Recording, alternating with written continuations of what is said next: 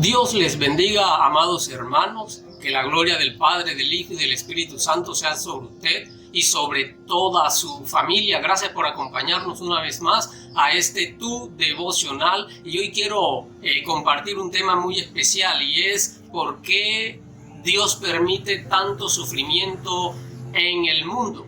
Y lo voy a basar en una pregunta, y la pregunta es: ¿Dios es malo? ¿Qué piensa usted? Y vamos a mirar a Dios hoy desde una perspectiva muy distinta a como estamos acostumbrados a mirarlo.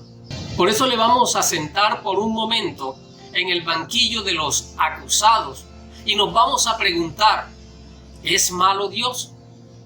¿Por qué esta pregunta? Porque muchas veces nos hemos encontrado en situaciones difíciles, momentos adversos, momentos de angustia, momentos de dolor, como posiblemente muchos de nosotros nos encontremos atravesando.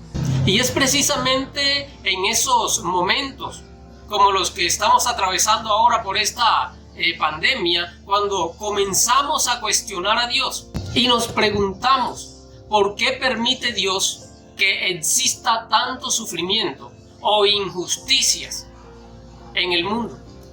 Muchos nos estamos preguntando en estos momentos por qué el Señor ha permitido esta pandemia y por qué no la ha acabado.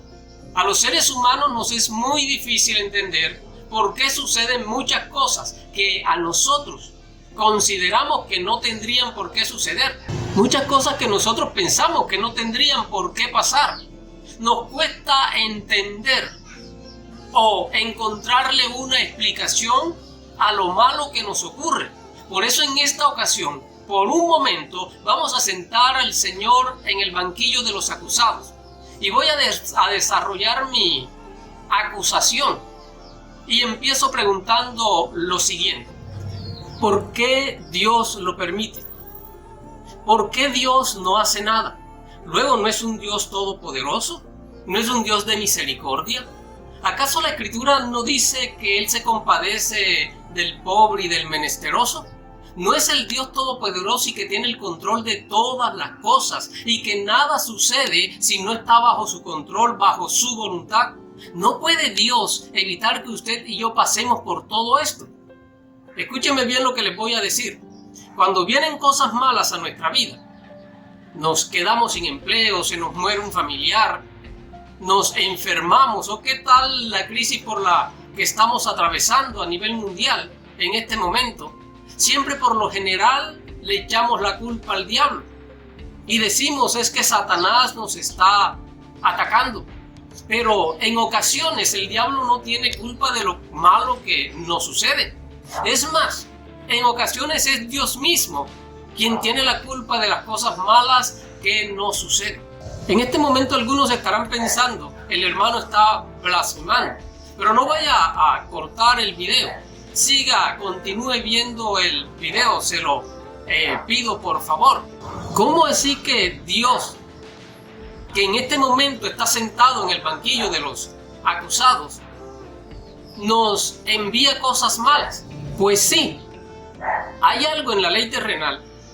Cuando capturan a una persona acusada de haber cometido un delito, y es que le dicen lo siguiente: tiene derecho a permanecer en silencio.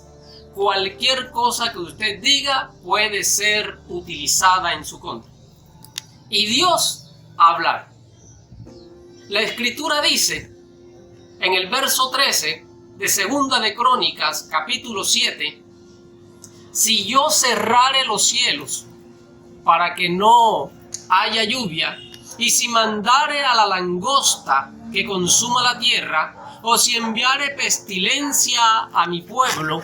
Y miren lo que dice la la Nueva Traducción Viviente. Dice: puede ser que a veces yo cierre los cielos para que no llueva, o mande langostas para que devoren las cosechas, o envíe plagas entre ustedes. No sé usted, pero yo no veo nada bueno en que los cielos se cierren, la lluvia no caiga y los campos no produzcan el alimento, y haya hambre y crisis económica en nuestra tierra. Yo no encuentro nada bueno en que ocurran desastres naturales o que venga la enfermedad, vengan las plagas, vengan los virus como este COVID-19 y con él el sufrimiento y la muerte. Ahora, entendamos algo.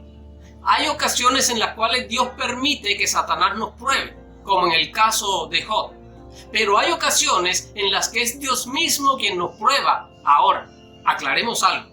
Santiago capítulo 1 versículo 13 dice: cuando alguno es tentado, no diga que es tentado de parte de Dios, porque Dios no puede ser tentado por el mal, ni Él tienta a nadie. Cuando usted es tentado, usted está siendo inducido por Satanás a hacer lo malo, porque el diablo es el tentador. Pero cuando usted es probado, usted está siendo inducido a hacer algo muy distinto. Y Dios no tienta a nadie, Dios nos prueba. Entonces concluyo mi acusación, y es que en algunas ocasiones Dios hace cosas o envía cosas a nuestra vida que a nuestro modo de ver, a nuestro parecer, no son buenas.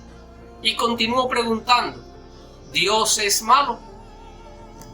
Segundo, la defensa. ¿Qué tiene el Señor que decirnos a su favor? Y empiezo con Jeremías capítulo 29 verso 11. Allí el Señor dice: mis planes para ustedes solamente yo los sé, y no son para su mal, sino para su bien. Voy a darles un futuro lleno de bienestar. Dios no quiere el mal para sus hijos, Dios no quiere el mal para la humanidad. No es la voluntad de Dios que el sufrimiento, el hambre, la violencia, la enfermedad y tantas cosas malas sucedan en nuestra vida. No es la voluntad de Dios que tú, querido hermano, que tú, querido amigo, te encuentres pasando por esa situación tan difícil por la que estás atravesando. Él dice que sus pensamientos no son pensamientos de mal, sino de bien para nosotros. El Señor no hace nada al azar. En Dios no hay casualidades, hay propósitos, porque Dios es un Dios de propósitos. Escúcheme y agárrese de esta palabra que le voy a decir. Los momentos difíciles por los que tú te encuentras atravesando es la oportunidad perfecta que el Señor va a utilizar, si tú se lo permites, para bendecir grandemente tu vida. Dios puede solucionar tu problema inmediatamente, pero por lo general no lo hace. ¿Por qué? Yo podría darte una respuesta y decirte que es porque te ama, pero estoy seguro que esa respuesta no te va a satisfacer, no va a llenarte. Por lo tanto, voy a tratar de explicarte por qué el Señor permite que pases por esas situaciones o que pasemos por esas situaciones difíciles. Dios es un Padre amoroso que desea lo mejor para sus hijos y por eso nos disciplina. Como todo padre, nos corrige, primero verbalmente, explicándonos y mostrándonos el camino.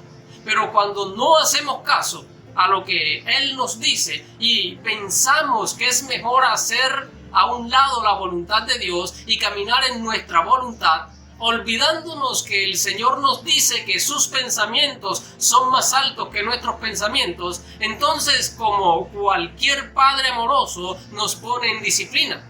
Cuando nuestros hijos nos desobedecen, los castigamos, les decimos: hoy no sales a jugar, les quitamos el televisor, la tablet, el celular, porque los queremos ver sufrir. No, lo hacemos para corregirlos, porque queremos que nuestros hijos sean obedientes. Si los dejamos sin corrección, toda su vida vivirán de error en error. Y Dios quiere que vivan o que vivamos de triunfo en triunfo. Cuando el rey Salomón termina el templo y lo dedica, dice la Escritura que Dios desciende y habla con Salomón, y en esa conversación el Señor le muestra a Salomón cuál es su propósito divino al enviar a su pueblo cosas malas.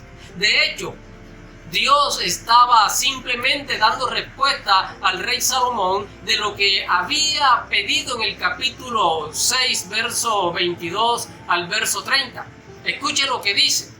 Si alguno pecare contra su prójimo, si tu pueblo Israel fuere derrotado delante del enemigo por haber prevaricado contra ti, si los cielos se cerraren y no hubiere lluvias por haber pecado contra ti, si hubiere hambre en la tierra, o si hubiere pestilencia, si hubiere tizoncillo o añublo, langosta o pulgón, o si los sitiaren sus enemigos en la tierra en donde moren, cualquier plaga o enfermedad que sea, tú oirás desde los cielos y perdonarás el pecado de tu pueblo Israel y les harás volver a la tierra que diste a ellos y a sus padres. Por eso el Señor le dice al rey Salomón: si se humilla mi pueblo sobre el cual mi nombre es invocado, y oran y buscan mi rostro y se convierten de sus malos caminos, entonces yo oiré desde los cielos, perdonaré sus pecados y sanaré su tierra. Estas palabras estaban dirigidas a su pueblo Israel, pero hoy están dirigidas a su iglesia, a su cuerpo aquí en la tierra. Escúcheme, querido hermano y amigo, Dios no tiene la culpa del hambre del mundo. Dios no tiene la culpa de las guerras o de la violencia. Dios no tiene la culpa de la situación difícil o de las crisis o enfermedades que estás viviendo. El Señor quiere que cada uno de nosotros nos humillemos delante de Él para que Él pueda sanar nuestra tierra. Pero muchas veces no reconocemos a Dios en nuestros caminos y pensamos que Dios es malo o que no nos escucha o que no tiene nada que ver con nosotros. Es por eso que el Señor tiene que utilizar este recurso y tratar directamente con nosotros.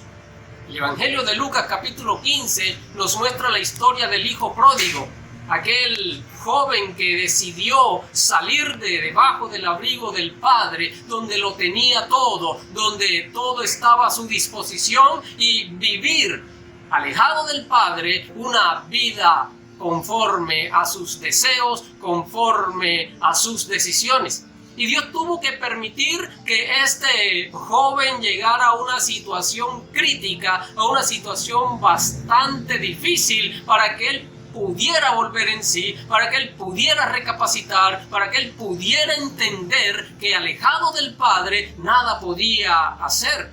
Ese que hoy está sentado en el banquillo de los acusados entregó su vida en el madero para perdonarnos y salvarnos.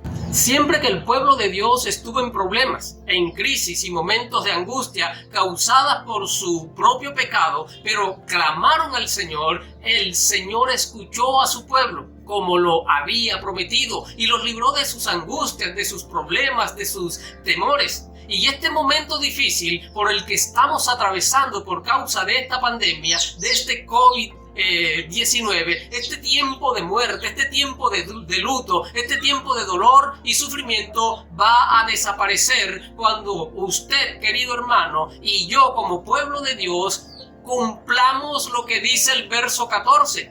Dios, escúcheme bien, no está hablando a aquel que no le conoce.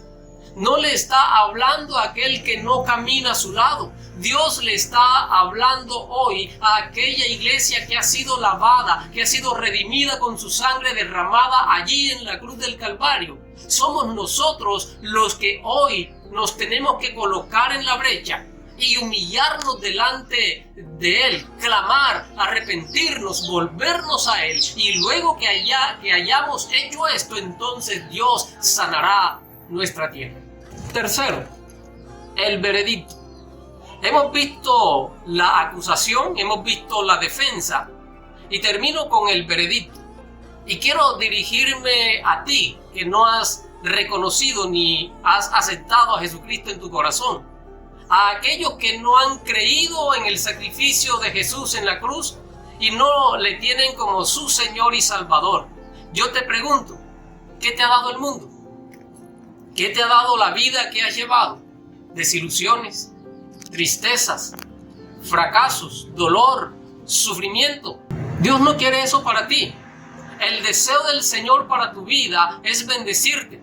Dios anhela derramar en ti toda su gloria, todas sus bendiciones. Él quiere abrir los cielos sobre tu vida, sobre tu hogar, sobre tu familia.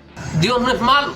Dios te ama y te ama tanto que a pesar de las decisiones malas que has tomado, a pesar de no tenerle en cuenta para hacer las cosas, a pesar del caos y las consecuencias drásticas a las que esas decisiones te han llevado, aún con todo, Dios quiere sacarte de esa condición. Él quiere cambiar y transformar tu vida. Él quiere restaurar tu salud, tu hogar, tu economía, tu familia. Solo considera darle una oportunidad a Dios. Y cuando se la des, te aseguro que tu vida no volverá a ser la misma. ¿Sabes por qué? Escucha lo que dijo el pueblo de Israel acerca de Dios. Aquel pueblo que había caminado con el Señor. Escucha al pueblo decir el veredicto de Dios. En el verso 3 del capítulo 7 de Segunda de Crónicas, cuando vieron todos los hijos de Israel descender el fuego y la gloria de Jehová sobre la casa, se postraron sobre sus rostros en el pavimento y adoraron y alabaron a Jehová, diciendo, escúchame bien, porque Él es bueno y su misericordia es para siempre. Jesús está con los brazos abiertos, dispuesto a sanar tus heridas, dispuesto a perdonar tus pecados, dispuesto a obrar milagros, a renovar tu forma de ver las cosas. Pero para eso necesitas abrir tu corazón y permitirle que sea Él tu Dios, tu Salvador. Búscalo, congrégate en una iglesia cristiana de sana doctrina e invítale a entrar en tu corazón. Que Dios te bendiga, querido hermano, que Dios te bendiga, querido amigo. Dios no es malo. Él es bueno y para siempre es su misericordia. No te olvides suscribirte si aún no lo has hecho y comentar, compartir, darle un like al video. Bendiciones y nos vemos en nuestro próximo devocional.